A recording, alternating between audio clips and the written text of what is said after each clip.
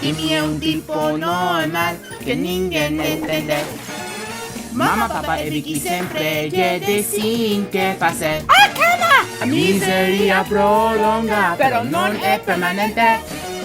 Hypercy News esperando, sorprendentemente sono sus padrinos mágicos. Ah, sí, mariñas, cruz las cabezas. Padrinos mágicos, musical, vegetal, forte, coser. Desigual, emocional, aceite increíble. Una cobra empanada morena el chocolate. Padrinos mágicos, todo está bien candotes. Padrinos mágicos. Mentiras.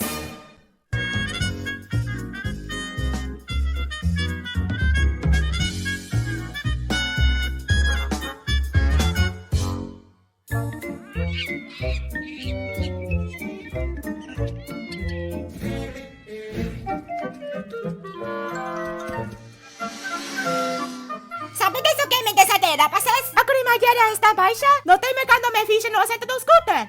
Até eu me pergunto por que tomo malas decisões. Não, decateme de que todos en Dimsdale tienen una mascota gaseo. O señor Crocker tiene un loro. ¡Fadas! ¡Fadas! ¡Fadas! ¡Fadas! ¿De verdad eso así? Por eso no tenemos a.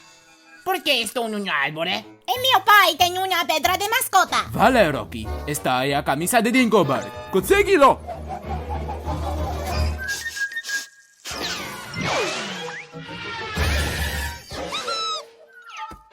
Rocky malo. Espera, está ahí a camisa de Timmy. Eso es raro. Son las 15 a lua está fuera. ¡E injusto! ¿Por qué es la única persona sin mascota? Timmy, sé que quieres una mascota, pero admítelo, es una mala historia con las mascotas. Oh, ¿en serio? Gustaría me ver una prueba documentada de eso.